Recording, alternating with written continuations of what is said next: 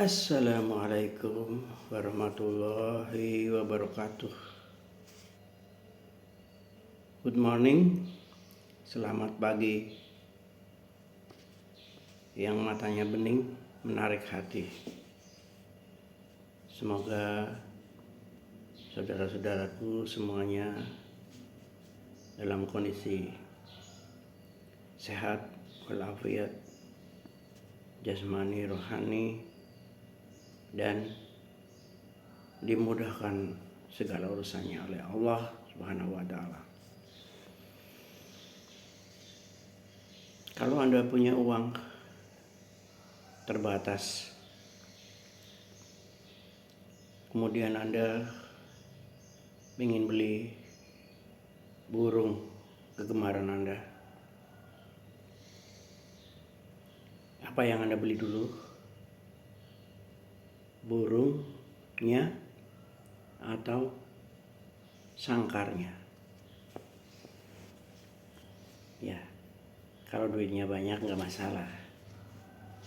Tapi kalau sumber daya terbatas, kita harus mikir dulu, burungnya dulu yang dibeli atau sangkarnya dulu. Ini bisa dua-duanya. Bisa sangkarnya dulu, bisa burungnya dulu. Tapi kalau burungnya dulu, nanti mau ditaruh di mana?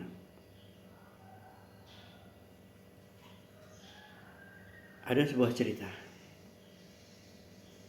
Ini sebut saja si Abdul sama si Badu. Ya, Abdul sama Badu. Abdul itu sahabat baik dengan Badu dari kecil sampai besar. Si Abdul itu hobi burung. Jadi udah lama dia pelihara burung. Sementara si Badu itu tidak suka pelihara burung. Nah, kedua orang ini sahabat dari dulu sampai sekarang.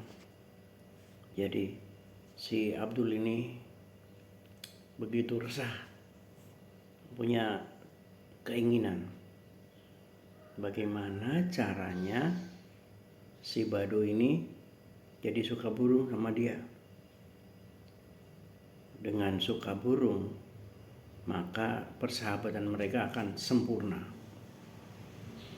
Dia berpikir berhari-hari, berminggu-minggu, hingga berbulan-bulan. Hingga akhirnya si Abdul ini punya cara. Jadi Abdul ini mendekati istri si Badu. Kemudian di saat hari ulang tahun si Badu, Abdul ini memberikan hadiah sebuah sangkar burung emas. Nah, setelah acara ulang tahun selesai, maka sangkar burung emas itu mau dibuang eman-eman, sayang. Maka ditaruhlah sangkar burung itu di gudang di belakang. Bolak-balik ketika si Badu ini keluar kerja, istri itu melihat sangkar lagi. Akhirnya si istri berpikir, wah, sayang ini barang emas kok ditaruh di gudang. Oke, akhirnya si istri berinisiatif untuk memindahkan sangkar burung itu ke ruang tengah. Di bawah dia taruh di lantai. barang berharga kan harus di tengah gitu. Tapi bolak-balik dia lewat, masa sangkar di bawah. Akhirnya sama istri si Badu dia gantung di atas. Bolak-balik dia makan, dia nyuci, dia ngepel, dia lihat sangkar itu. Akhirnya dia bilang dalam hati, masa ada sangkar gak ada burungnya? Besok aku mau ke pasar burung cari burung. Dengan inisiatif sendiri, si istrinya Badu pergilah dia ke market baru burung, pasar burung. Jadi dia belilah salah satu burung kesukaannya.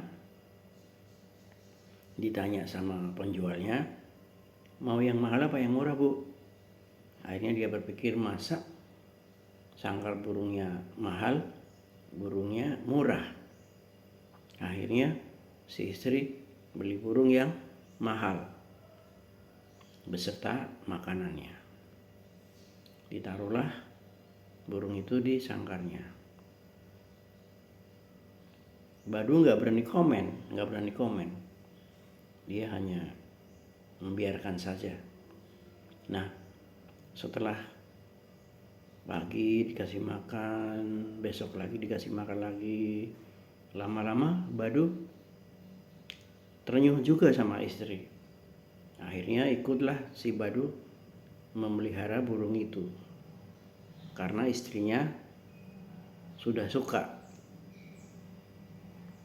Berminggu-minggu, berbulan-bulan, akhirnya kedua orang itu memelihara burung tadi. Nah, ketika udah 3 bulan atau 4 bulan, si Abdul ini bersilaturahmi lagi ke rumahnya si Badu, dan dia melihat di ruang tengah ada burung yang dipelihara oleh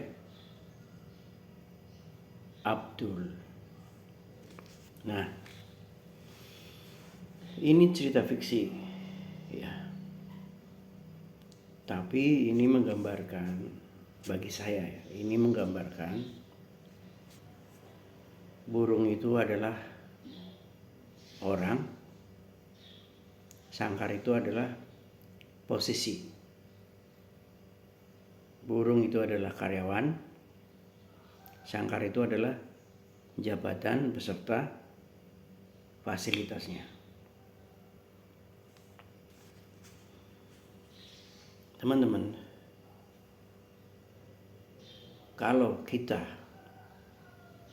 ingin meniti karir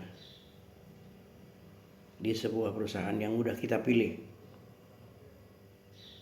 itu tentunya dimulai dari sangkarnya dulu. Teman-teman mungkin saat ini staff, teman-teman ingin menjadi supervisor, naik lagi menjadi manajer, naik lagi menjadi direktur, atau kadif baru direktur, dan seterusnya. Atau sangkarnya sudah ada, jobnya udah ada, tapi posisi itu kosong, nggak ada orangnya. Jadi antara burung dan sangkar, bisa mana yang duluan. Kalau ada orangnya dulu, sangkarnya belum ada, ini bisa terjadi dalam kenyataan di perusahaan manapun. Misalnya,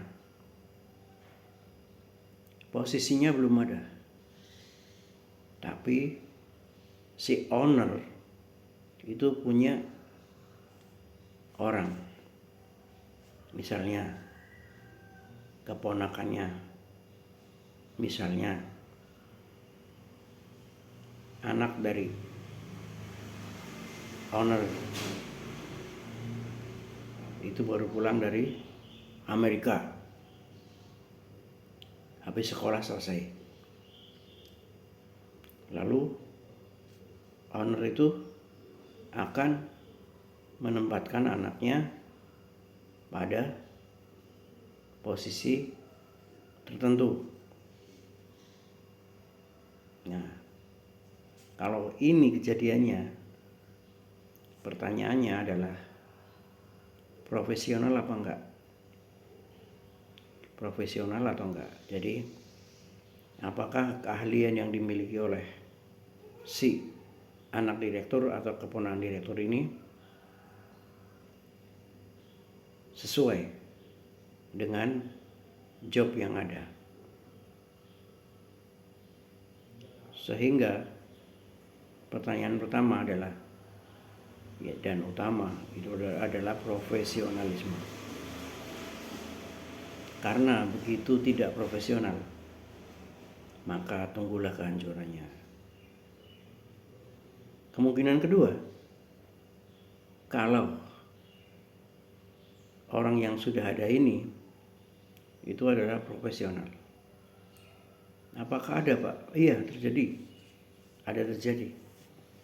Jadi di beberapa perusahaan atau BUMN barangkali,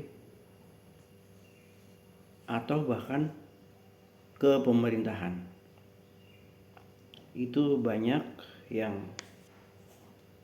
kalau sebelum jenderal itu kan kolonel ya, setahu saya. Jadi banyak orang yang udah jadi kolonel, ya kolonel atas gitu ya, sedikit lagi tinggal nyentik gitu udah jenderal. Itu udah banyak orangnya.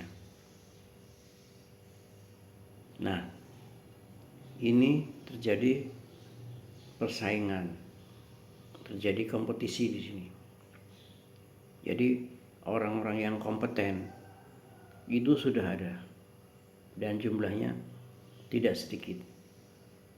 Jadi instansi atau perusahaan itu tinggal memilih salah satu dari mereka. Keahlian udah dapat, pengalaman udah punya, standar pekerjaan mereka udah kuasai. Jadi sebenarnya tinggal milih aja salah satu dari mereka. Nah,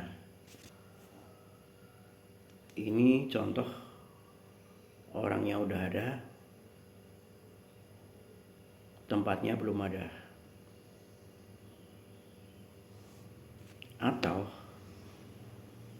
Atau tempatnya udah ada nih, orangnya belum ada. Nah, ini juga sering terjadi di perusahaan manapun. Oke, jadi mana yang duluan, burungnya atau orangnya? Burungnya atau sangkarnya? Nah, sekarang saya mau sharing ke Anda. Jika Anda sudah fix dan merasa perusahaan tempat Anda bekerja itu adalah masa depan Anda, maka mulailah berpikir untuk membayangkan, bercita-cita, dan merencanakan. Setelah ini saya di mana ya? Tentunya ini perlu Anda survei sendiri, perlu Anda lihat sendiri, perlu Anda ukur kemampuan Anda. Misalnya Anda seorang staf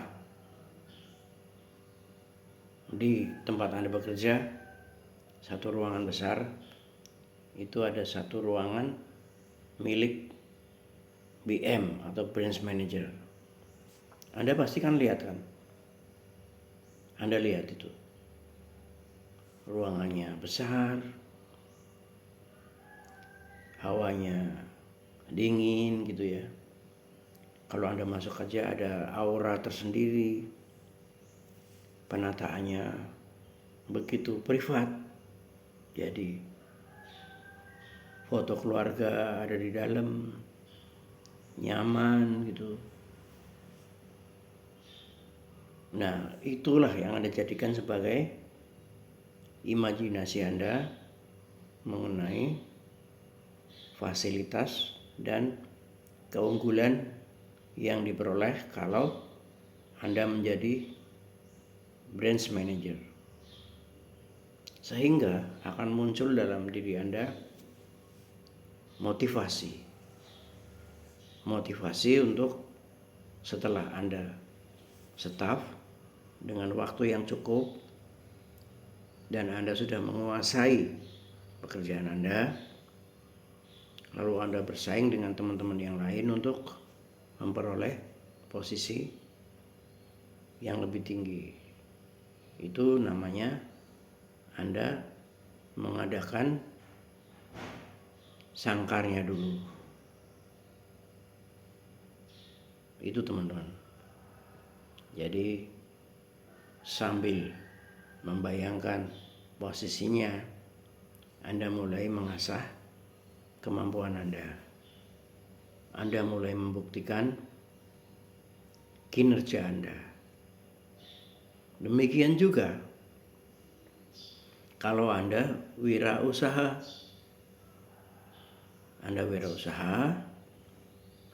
Anda bekerja dengan omset yang saat ini, lalu Anda membayangkan, mengimajinasikan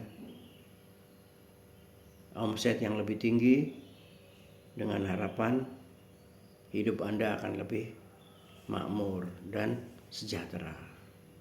Demikian, Assalamualaikum warahmatullahi wabarakatuh.